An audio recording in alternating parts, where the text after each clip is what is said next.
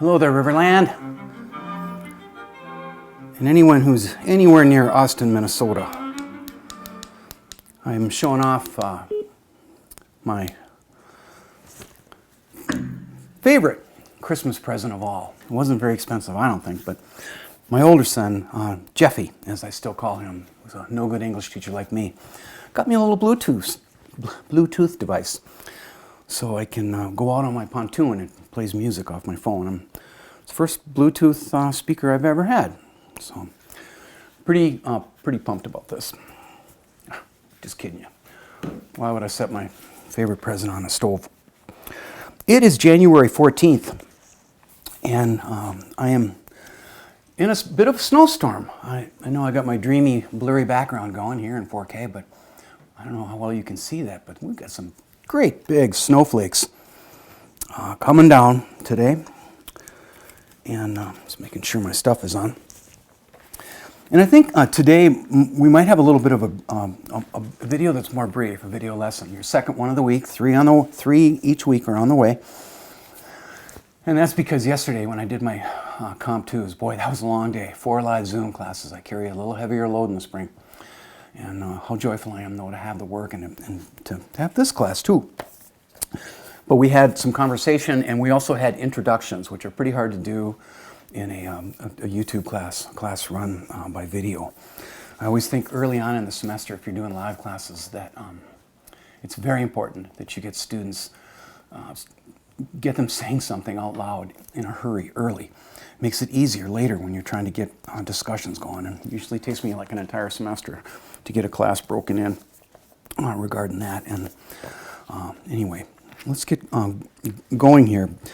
To put the preview in another way, I think the main thing I want to talk about today is the idea of keeping an academic journal. And so in that way I'll be talking principally to my new friends, my new students in this Comp 2 at Riverland that I'm, again, really happy to be teaching. So getting going here. I started my classes yesterday, at least 3 straight, my 2 Comp 2s and my Honors Lit, the Great Books class at 10, with a poem. I read aloud a poem by Adam Zagajewski, who I just adore. And people weren't unhappy, but you know, it seemed to me like there was excessive blinking going on. And in other words, everybody was kind of going meh, if we still say meh. And I switched it out for my Intro to Humanities class, which meets at 1 o'clock Monday, Wednesday, Friday. It has for years. And I decided to give them a poet that I'm going to get us going with today. Not Adam Zagajewski. He'll be coming along soon enough. You'll see. And here's the deal. We're going to kick it off with one of the 3 poets that I'm hosting this spring virtually. And that is Padraig who's a Northern Ireland guy. And we're friends. We're on each other's Facebook. And he's a complete sweetheart. And he's young and cool and everything that I'm not. And in a moment, you're going to be hearing his absolutely fantastic accent. I would love to have an Irish accent, and I'm not even going to attempt to imitate one. Then essentially today I've got some business notes going for you. I want to talk about a little bit of an epiphany that I had at my college this week, Monday, which was kind of joyful and haunting, and it's kind of hard to describe, but I want to talk about that. I want to talk about academic journals, and I want to talk about contact information, and I had the idea that I would run by you kind of my first presentation regarding my personal conception of heroes. One of the things that I've concluded is that as I move through the years, how I think about heroes has changed. That's obvious, right? The hero that you had when you were 5 or 6 is not going to be that person that you put up on a pedestal when you're 61 years old. But I didn't get to that yesterday, and I got to keep this in sync with all my Comp 2s in sync. And so we'll have that for you probably on Friday. So let's, here's Padraig Otuama. Enjoy your pint. At the bar, in an unknown part of Birmingham, I bought 2 pints and paid with paper money from the northern part of Ireland. That's not British money, the publican said, and I said, yes it is. You'll see the royal head if you hold it to the light.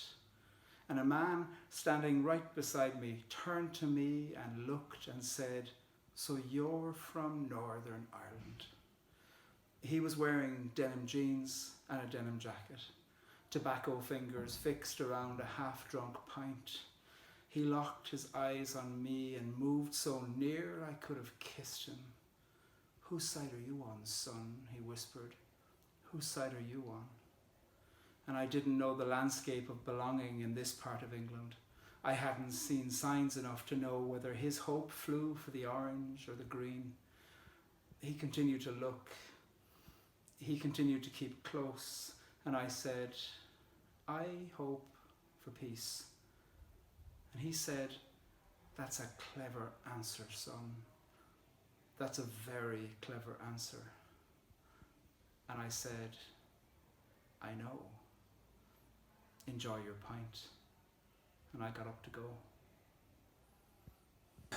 Of course, Padraig, I keep mispronouncing his name. It's a Gaelic name, it's an Irish name. All my poets are going to be reading virtually this spring. They're 3 in number. Adam Zagajewski will read from Paris, maybe I already told you that. Padraig will read from Northern Ireland.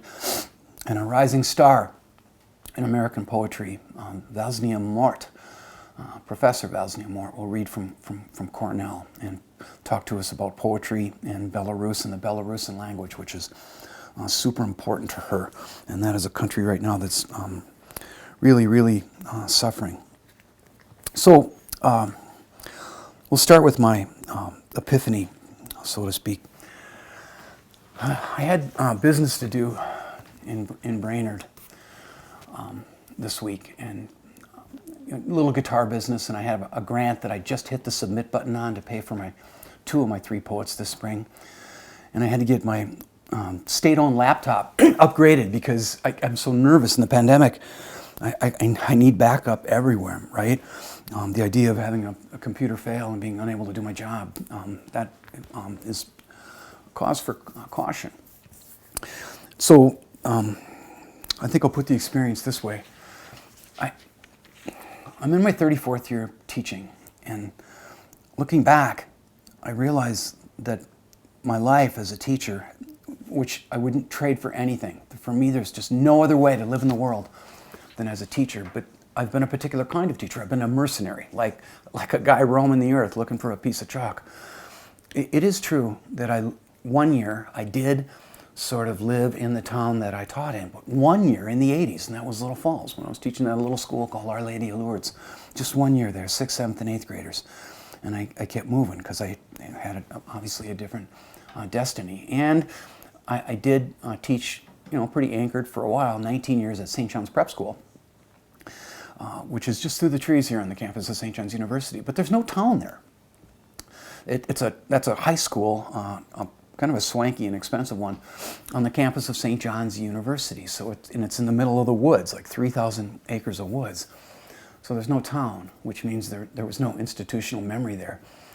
And then, got fired from my teaching job for leading a revolution against priest and a principal, as I always say, and I had to start up a new life and reinvent myself. I feel like I'm always reinventing myself. And I've had 11 of the greatest years of my life as a teacher, serving Central Lakes College and now Riverland. Best thing that ever happened to me. But I live an hour south of Brainerd, so I've been commuting there Monday, Wednesday, Friday. And in my big, cozy, half-ton pickup truck, and I've gotten used to that commute. And I guess I'm taking too long to tell you how much I really miss that. And I made a little decision after my epiphany. When I took that laptop to get updated, and software updates and stuff, it was kind of boggy. And it took a while. And one of my favorite IT person up there is a sweetheart named Sue Bowman. And, we're standing around with my friends in masks, and she said, this is going to take a little while. Why don't you go for a walk? Why don't you walk around the college? And I did. I walked around my beloved Central Lakes College, which is this big, sprawling institution. Got a hunch it's quite a bit bigger than Riverland. It's one of the larger, more successful colleges generally, and especially in the pandemic. Our enrollment is held steady, unlike many schools. So the experience was this. I'm roaming these halls, and I was so glad to be back at my college. I love it there. I'll probably say that like 500 times in the next semester. But the eerie part of it was like a ghost town. No one was around. I went to Trio, none of my friends were there. I went to the bridge. I walked around the administrative cube, hoping to say hi to my favorite administrators. CLC is run entirely by women, and that's awesome. All women administrators, and that's how it should be, I think. And I went to my English department. A couple of us, of the 9, we have offices, cozy offices in the library. And I'm lonesome for my office, among other things. But when I visited what I call the halls of the English majors, it's like these 2 long hallways that go around this conference room that we call the crisis center. Nobody was there. Middle of the afternoon on a Monday. Ryan Deblock wasn't there. Fort wasn't there. Leanne wasn't there. Brandy, Adam, Kate, my friends were not there. Their doors were closed. They were teaching at home. And then I went and visited my office. And then I visited what I call my classroom. You probably know, generally at a college, teachers roam, right? You teach in one room, and then you pack up your stuff and you run to another classroom and maybe get a break and then go to another classroom. And I'm still pretty spry and I can get around just fine. But I asked several years ago, admin and Wendy Adamson, who's a friend. I'm on hugging terms with her. She's an administrative person who schedules our classes. In other words, she schedules our lives. I asked a few years ago, can I have this classroom? Can I just have all my gear in here? And that's what it's been like for years. I check in. I don't have to travel anywhere. I set up my Mac. I set up my gear. And I even eat lunch in that beautiful classroom often. Chicken tacos, 2 of them, every Monday, Wednesday, Friday. $4.30. And there's this fantastic courtyard with glass. And I stood in that room yesterday and I did a little thinking. And the thinking was pretty simple. We've been told by our dean we're planning for next year. I hope to have another class at Riverland or 2. But we've been told, presume that the pandemic is going to continue. In spite of the vaccine, in spite of the virus quieting down, at least in some places in Minnesota, we've been told to plan for disaster. Another way of putting that is she told us to emphasize specifically something I've already said to you, asynchronous classes like this one. This is asynchronous, right? I'm posting up stuff. I'm going to be posting up work and assignments, and I think I'm going to try to get the discussion boards going, etc. But and then I logged onto my computer, the PC I never use because it consigns me to being in the corner when I want to be in the center of the room. It's one of the reasons why I love that big table. I looked at my friends, my brothers and sisters in English, and they're all doing exactly that. They're scheduling largely asynchronously, and it looks like they're all planning on staying home. And that's when I picked up my cell phone and called Wendy and told her, switch it out for me. Schedule me live, all fall and spring. I'm coming home to E339, unless that building is on fire. You guys, I'm going back. If I have to teach in a mask, then I teach in a mask. If I have to teach behind plexiglass, then that's what that's what I'll do. Necessity dictates. I'm going back to that classroom if I have to wear one of those yellow hazmat suits with an oxygen tank, which will make it look like a hazardous waste site instead of what it usually is, a place of occasionally hazardous ideas. Anyway, why would you care about anything that I've talked about so far? Well, because we're becoming friends, that's why. Okay, new people. Returning people, you can just glaze over for a little while or go make a sandwich. But new students to me who weren't with me in the fall, Riverlanders. This is an English class. An English class is an economy of words, right? So generally what we try to do, it's not brain surgery. I'm trying to get you reading and writing and speaking and thinking. And the deal is, most English classes, at least the writing activities, the quid pro quo thing, right?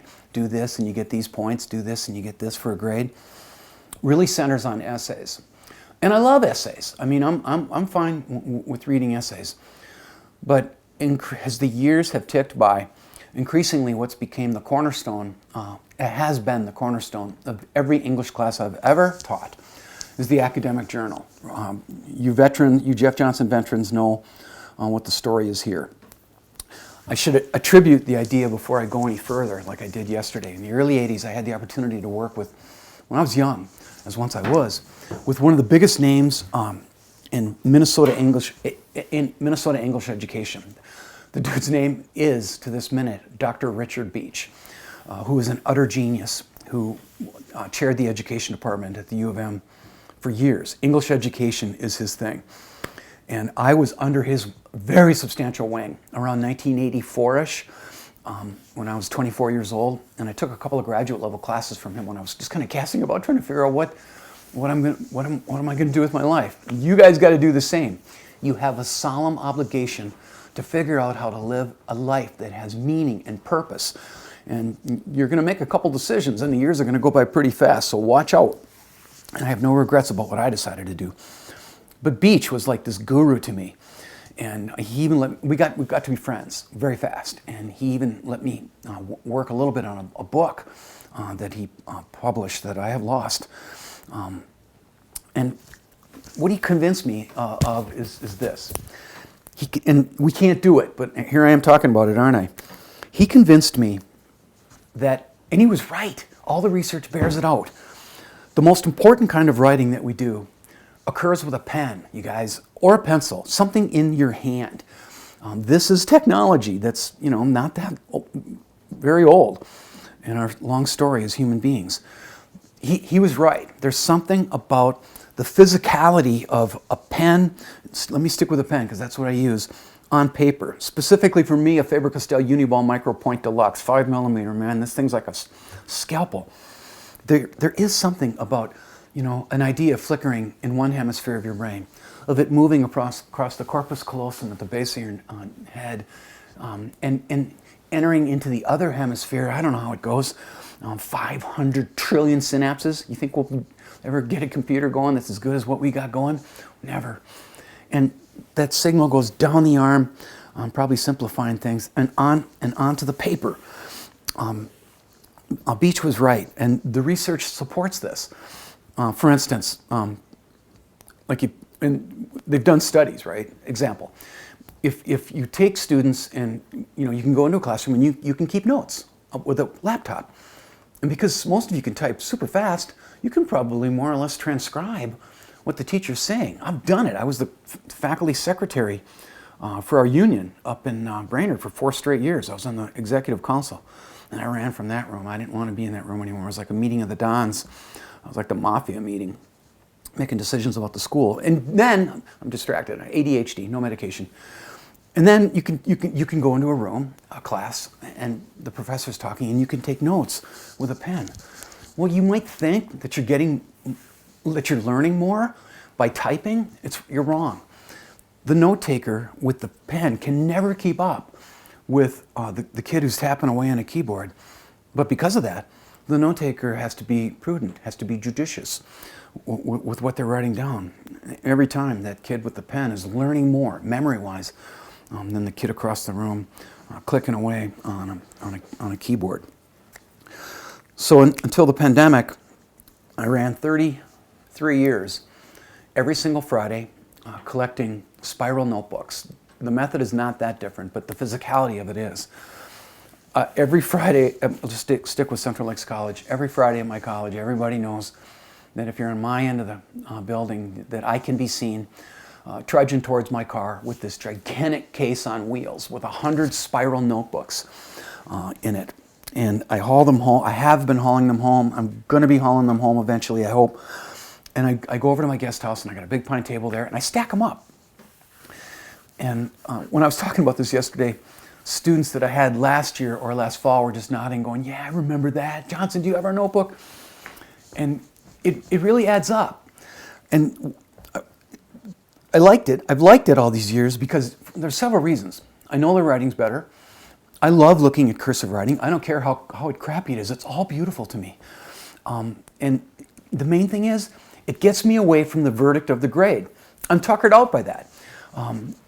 You hold up a paper and you smell it and you go, is this a B paper, an A paper, a C paper? Well, generally we're gift wrapping up Bs. because we've got a lot of inexperienced writers in the system.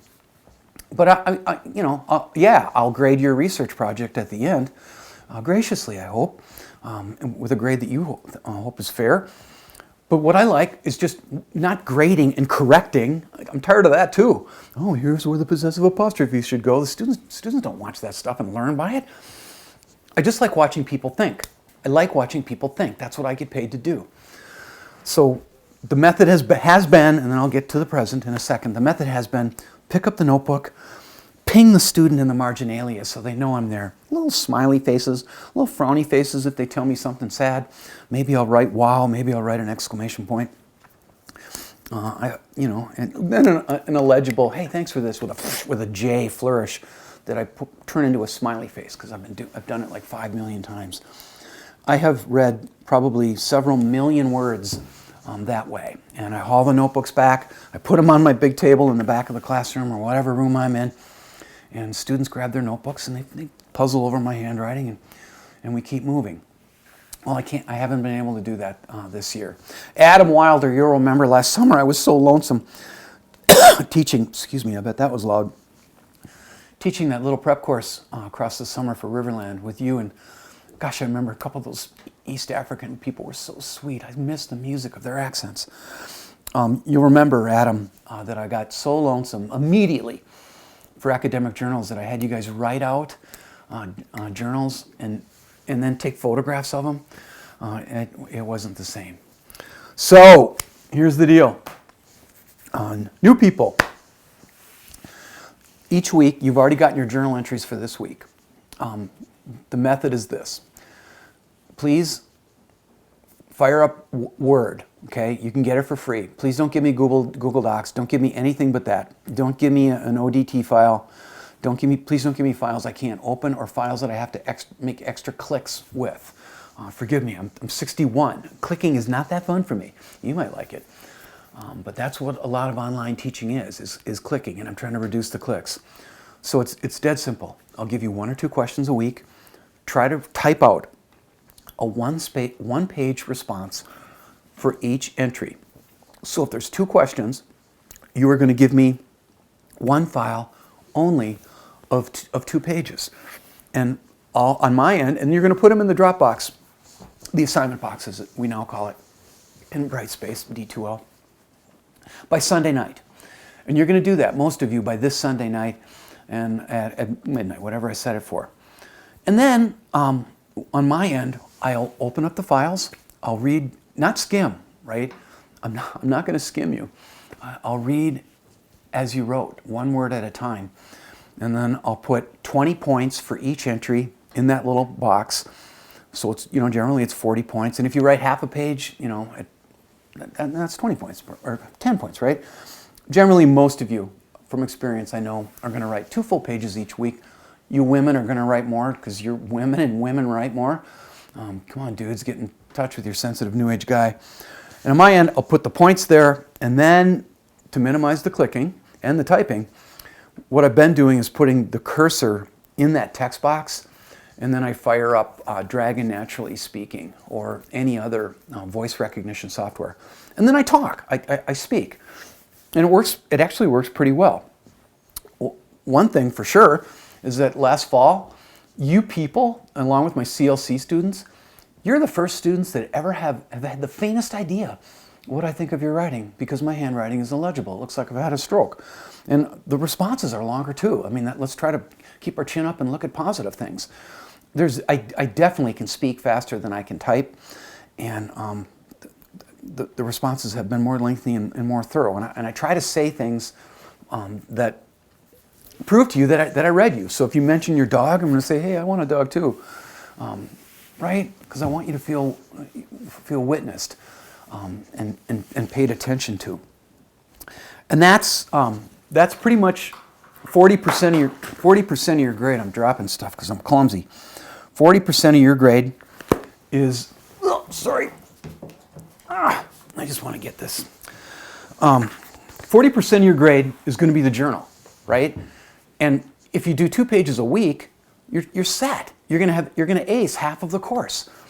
And I don't think it's onerous, and it is, as you can guess, kind of a way to trick you into writing 30 or 40 miniature essays. And most students enjoy it. On the student evaluations, where I get off pretty easy at the end of semesters, most students go, you know what, that wasn't, at first I wasn't sure about that, but as I did it, I came to like it. And how eager I am to hopefully get back to that. I don't even know how long I've been talking. I can't even, it doesn't matter. I've only got one more thing I want to talk about today, which is contacting me, getting in contact with me. I'm not a streaming service, but I want to be available to you. And we'll see if I get the office hour thing going. But generally, the deal is this. There's a lot of young people in this course, I think. Text me. If you like to text, great. Young people like texting, even though you're heading for a world that's pretty much founded on the life of an emailer. So go ahead. You're going to have my number in a minute when I post the syllabus to my mobile. Now, if you are a Mac person, or excuse me, if you have an iPhone, you're going to get a lengthier response because my texting is rigged to my MacBook Pro. So when a thing comes up from an iPhone person, I'm going, and I can type with all my fingers. Android people, I love you just as much as my iPhone users, but if you have an Android or another phone, it won't connect to my computer, and I'm this guy. I know this is really sad. How piteous to see a 61-year-old guy who can't use his thumbs. Well, let me tell you something about your thumbs. You are all headed for serious orthopedic problems, okay? Doing this all day long. Trust me, you are in for trouble. My generation's knee transplants will be your future thumb transplants. All your thumbs are going to need to be replaced with titanium thumb joints because of texting. I'm being satirical. Satire is like crystal meth to me. I'm focusing. Look, I'm professional again. Text me if you want. Email me if you like. If you want to call me, call me. 4 times yesterday I tried to sing that song, Call Me Maybe. You just met me. Here's my number. Call me maybe. I don't know how much of a falsetto anymore. I once did. I'll pick up the phone. Don't call me at 11 o'clock at night. Don't text me at 11 o'clock at night either. I got pretty grumpy 4 years ago, and I was sitting on the edge of the bed at midnight going, why am I texting this grumpy football player at midnight? I should be sleeping.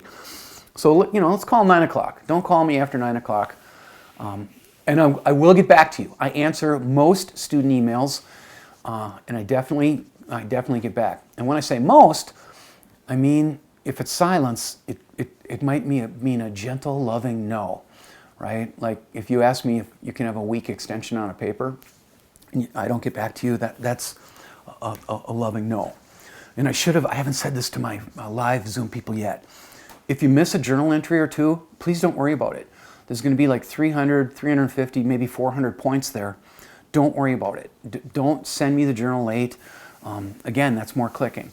Just don't worry about it. This class is not about perfection. This class is about the idea that pursuit is happiness. Just get most of the work done and all will be well. So, new people understand the journals. I should probably go edit this and get over to St. John's in the snow. Don't worry, I got a half-ton pickup truck that can cut through anything but fog. Get this uploaded and get back to my desk and probably get these assignment folders up for my 5 classes. I don't know what the weather's like down in Austin, but I hope it's beautiful, and I hope you're all well and staying safe. Hang on to your hats in the days ahead, Riverlanders. America is hitting a rough patch that I feel is going to get rougher. So I don't want to end like that. How should I end? I'll end by reciting a poem. How about that? From Rumi, an Afghanistan man who made his verses in the 12th century. It's pretty short. If you blink, you're going to miss it. Beyond right doing and wrongdoing, there is a field. I will meet you there. God bless you guys. I love you. Stay safe.